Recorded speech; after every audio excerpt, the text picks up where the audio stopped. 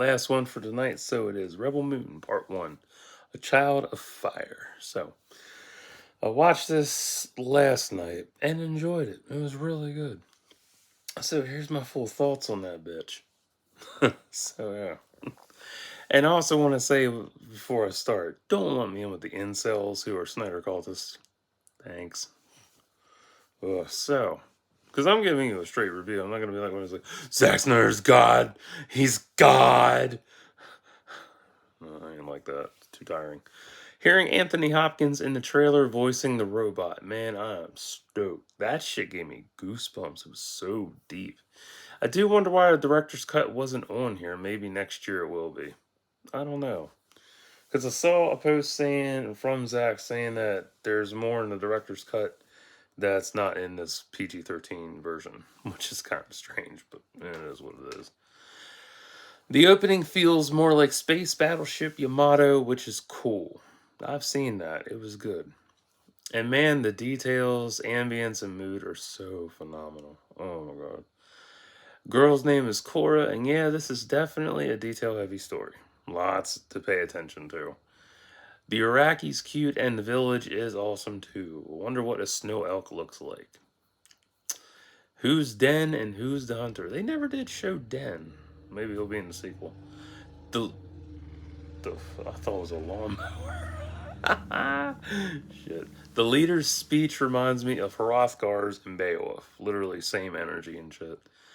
Leader's beard is gnarly too. I like that shit with the braids. Like fuck yeah.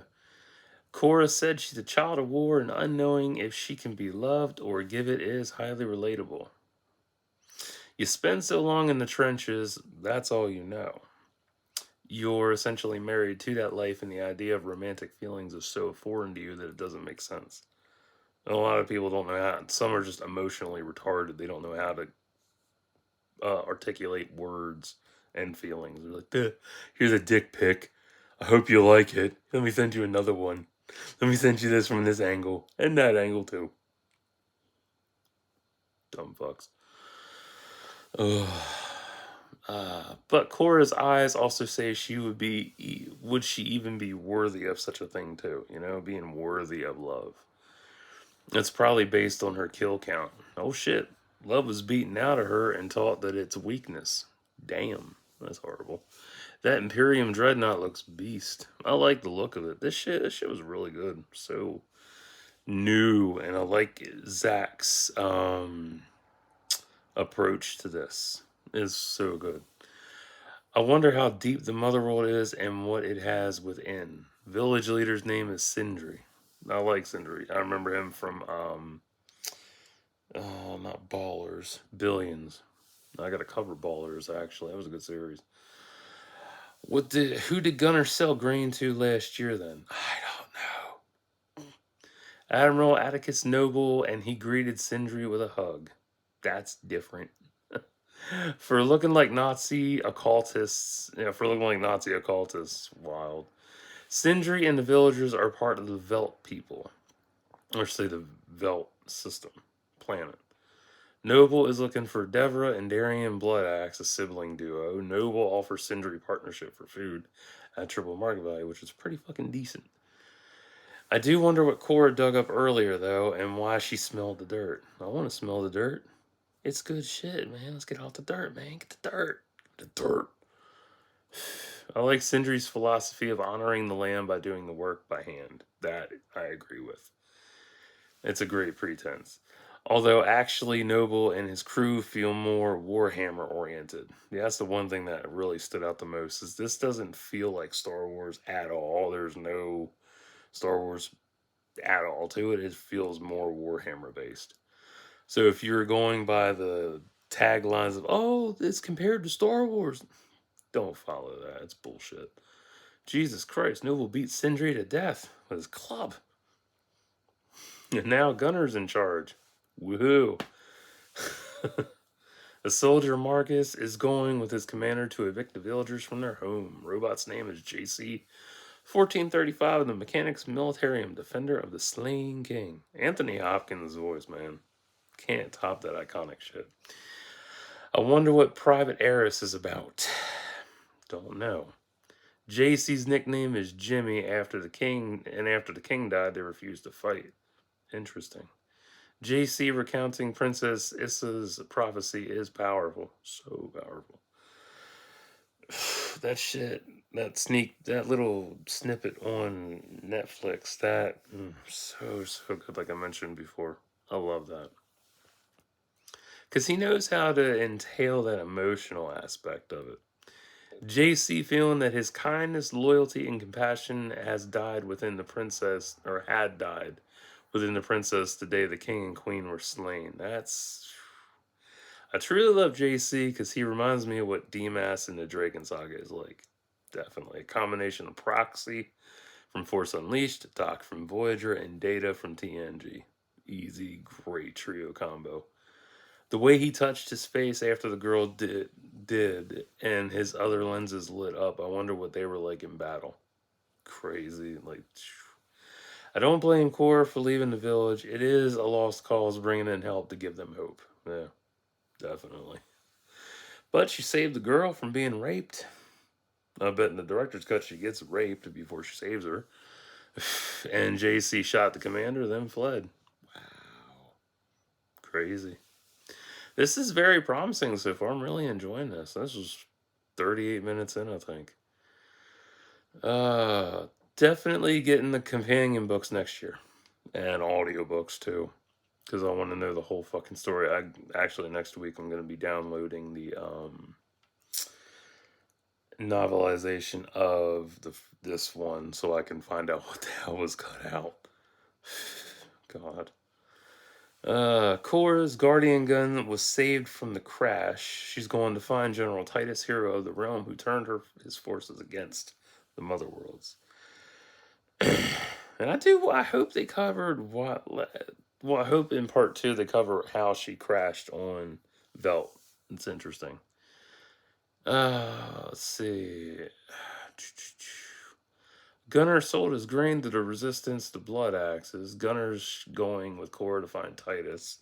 I wonder what the blonde girl's name is. Never revealed that. Snow elks! Yay! Man, that planet looks gorgeous. Oh, I love it. Cora was 9 when she faced young General Basarius on her home world, but he took her into his own care to raise as his own. He named her Arethea. Arethea, fuck it, whatever. Artie. He named her Artie. And spent years on his ship training. Holy shit, Cary Elwes is a slaying king. I love Cary. God. His best underrated role is Kiss the Girls. Easily. Love that fucking role. Love Cora's haircut, homaging Boys Don't Cry. I was like, oh shit. He paid homage to Boys Don't Cry. Love that film. God. Brutal, but so good. She was encouraged to find a lover at the Academy Militarium, someone to defend with their lives, when the politics of expansion became too abstract and the why of conquest was lost in sheer savagery of combat. Crazy. But she lost her lover on the field. Bummer. Oh, Jimmy's in action. Yeah! Get it, Jimmy! Go fuck up Timmy. At 18, she was made officer and given command. Cora was standing with the flag waving, a straight badass. I want that as a poster. So bad. That's where I have to get posters for this damn thing yet to post on Facebook.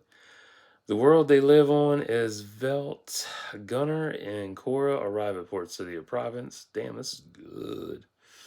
It's definitely more Warhammer oriented than Star Wars, as most would have you believe. Yeah, and I wonder how much was cut out too. But it is what it is. Blood axes are sheltered on a planet called Sharan, protected by a king named Levitica. The aliens inside Port Province's bar are outstanding. Way better than the Star Wars and Trek combined. Oh, man. I couldn't believe I can't believe how detailed he is with this shit. So good. General Titus turned his forces on the Motherworld to battle Sarawu. He was last seen fighting at the Coliseum at Pollux. Love how Cora handled that chunky hustler who tried to buy Gunner. That was fucked up. Korra doesn't like Hawkshaw bounty hunters, the blue-faced aliens. Kai and saved Korra and Gunner when Chunky Face came back for round 2 and died by Kai's headshot. Beautiful shit. Yeah, a lot of the violence was toned down in this. Like, it's violent, but, like, toned down. Just like, damn. The Taiwa class freighter looks nice. I do like how the ships are unique looking and not basic. Yeah, the basic shit I hate. Oh, hell. Look. Noble's also a junkie who's got a pet octopus to fuck, I think. So, kind of like the Deep. But with lots of holes on his body and shit. Kai, Korra, and Gunner arrive on the frontier homestead of New Wodi. Yeah, New Wodi. I like the name of that place. So beautiful. Kai is a bastard from Saladoran. Tarak's tied up out back. Man, he didn't get much backstory in this. That kind of pissed me off. There's a Bennu tied up in the pen across from him. Bennu is Egyptian for Phoenix. I remember that from my RP days. Yeah. Bennu Weeben, Phoenix Rising. Good shit. To gain Tarak's freedom, he's got to tame and ride the Bennu. Plot twist, he doesn't tame it, it eats him alive. Kidding. Tarak looks alluring and speaks Saman Dryad. Or Dryad. Dryad. I don't know. Fuck. Hopefully there's pronunciations in the book.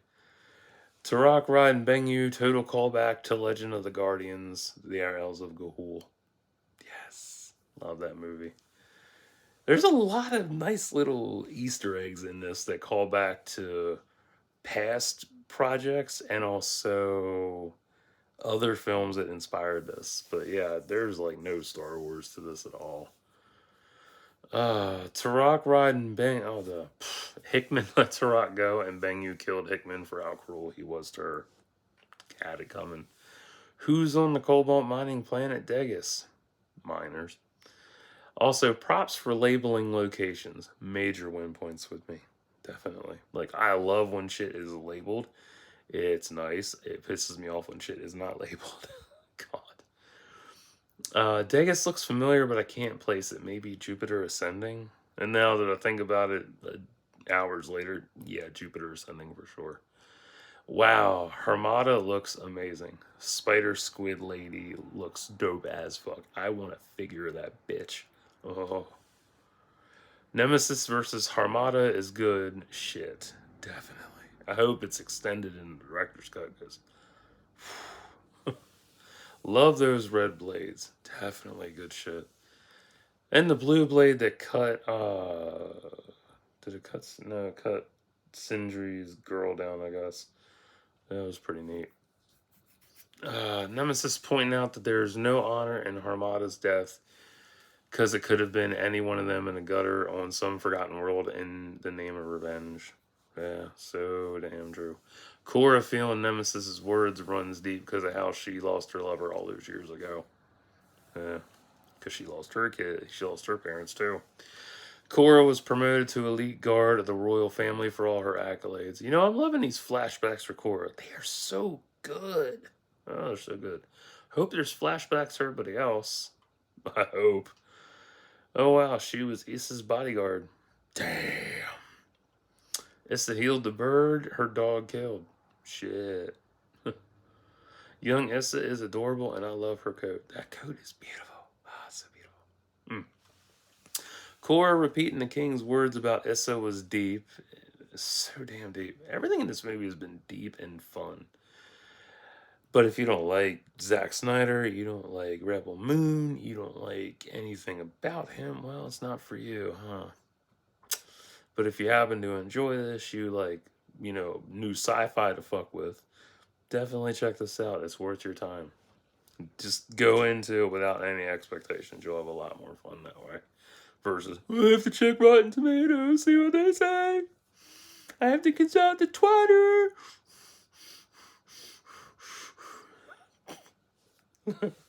What's everybody else saying? I have to follow them like a damn hive mind. Dumbasses. Anywho.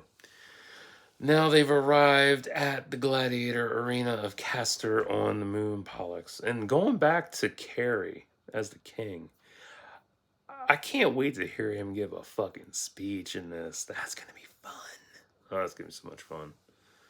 Because he's so underrated for all his work. And anyway, I forget what his main role was that I liked the most aside from Kiss the Girls. I don't remember. Oh well.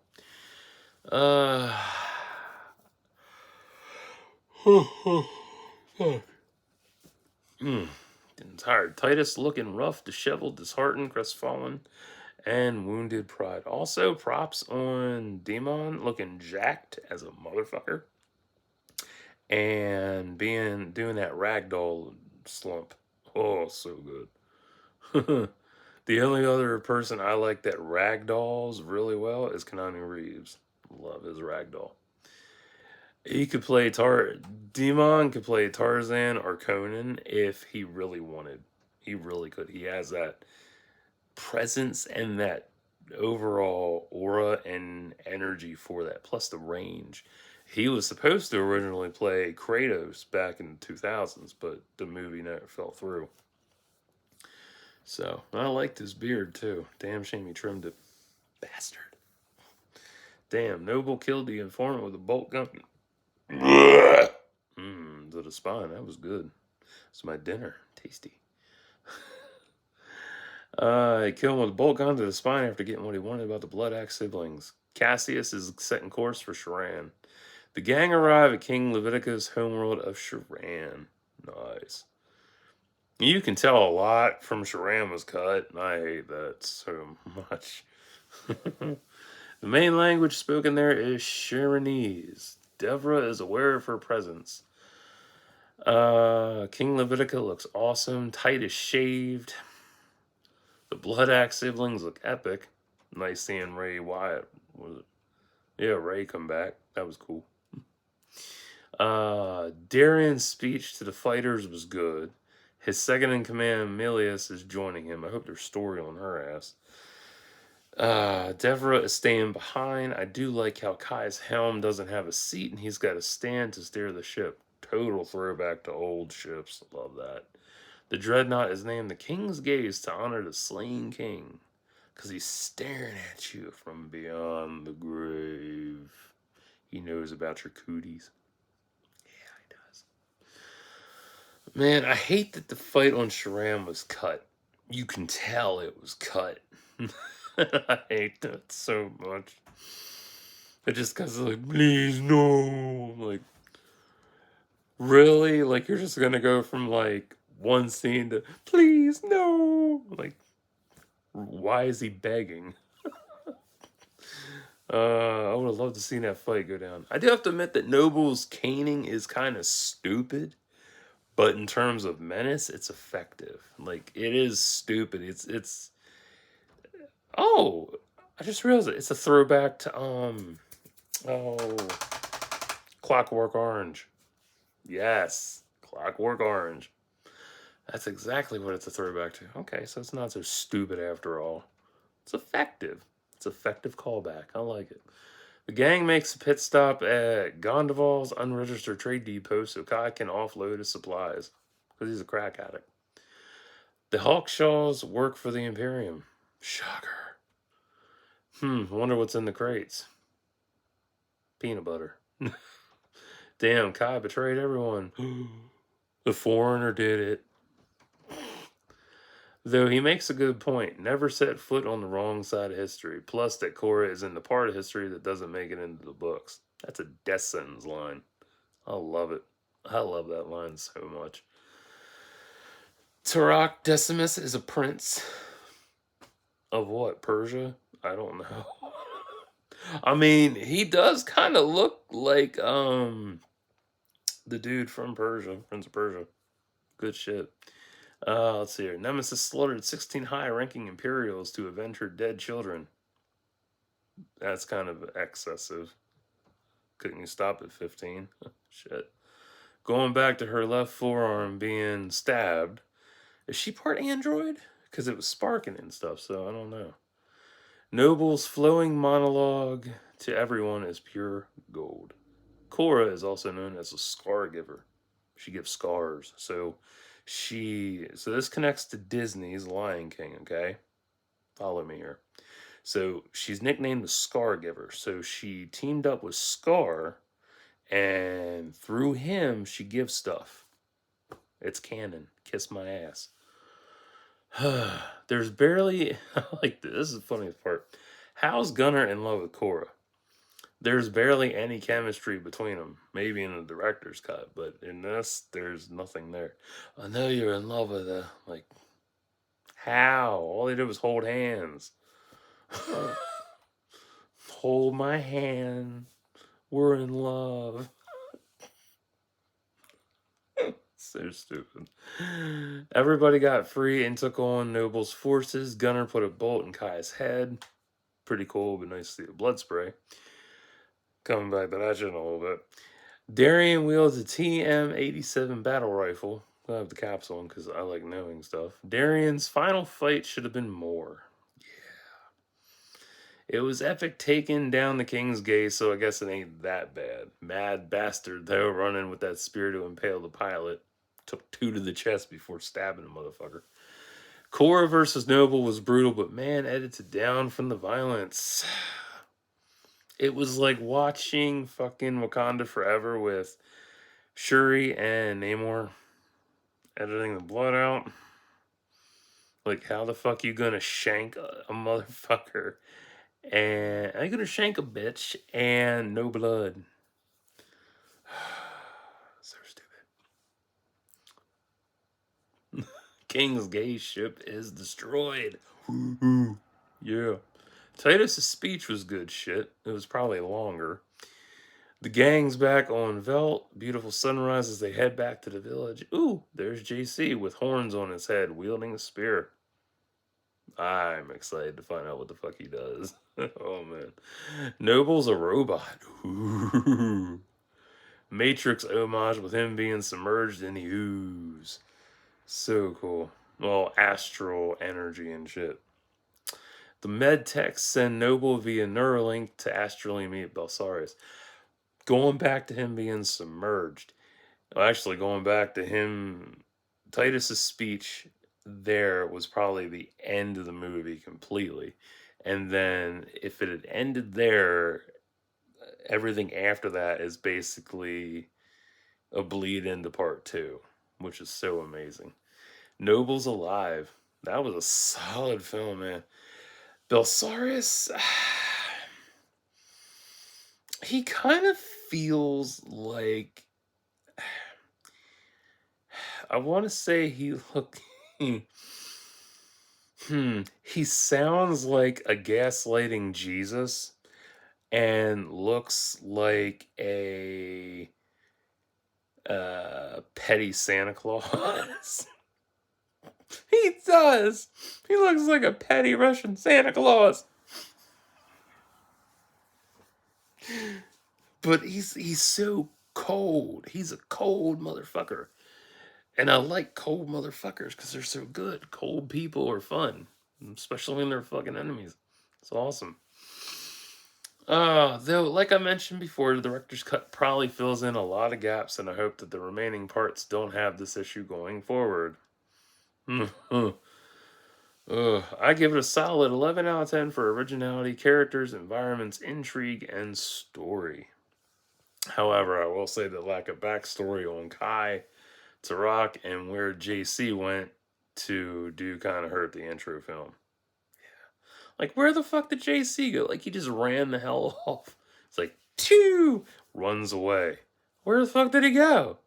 What did he do? What did he do? Where did he go? Did he consult Miss Cleo? Is Miss Cleo in Rebel Moon? I don't know. Oh, God. Yeah, yes, you know who and what they are, but as the film ends, there's no more on them. Like, for me, when it comes to an intro film, any intro film, you get, your introduction to characters. This goes for a series too. Intro characters, the bad guy, or bad guys, or girls, or whoever the fuck it is. World building, subplots, more subplots. um, and backstories on everybody just about. Like, they just like, hey, this is who they are and whatever. I don't know. Strange. So maybe the books will fill in the gaps, or the future sequels do.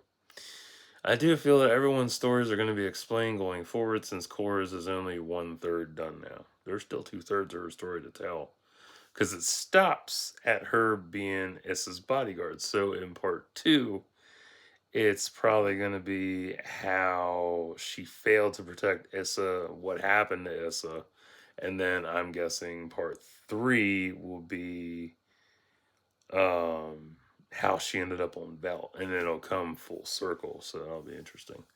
This was a wild ride, start to finish. Some will hate it, some will love it. You know, others will draw comparisons, niggle, and all that bullshit. For me, though, I rank it up there with Babylon 5 and Farscape in terms of quality and imagination. Definitely. If you're smart, you'll avoid the website spinning their bullshit ratings and just watch it for yourself. Because I hate that shit. Like, it's so stupid. And I've mentioned this in my Mary Shipmas video. I hate people who post reviews a week before a movie comes out and are like, oh, this movie fucking sucks. It's horrible. And they stir the shit pot. It's dumb. I enjoy Zach's style because he's Rara Avis in his style. He really is. He's not defined by one genre. He tries everything once, counting CBMs as one category. Like, he's done zombies, he did kids movies, he did DC Dark Horse. That sounds like a fucking mower, but it's not. It's just a shit box car. Then he did zombies again, and then he did Rebel Moon. Can't wait for part 2. Overall, 7.6 out of 10. Hard to pick an MVP too. That was hard. I'll wait till the trilogy is over for that, because it's really hard to pick somebody right now because everyone's so fresh, and I'm hoping that there's more to everybody, so we'll see. So that's my review. So if you like this, cool. If you hated it, great. I love you too. Mwah. So I will catch you on the flip side of things. Till next time, like and subscribe for thoughts and prayers.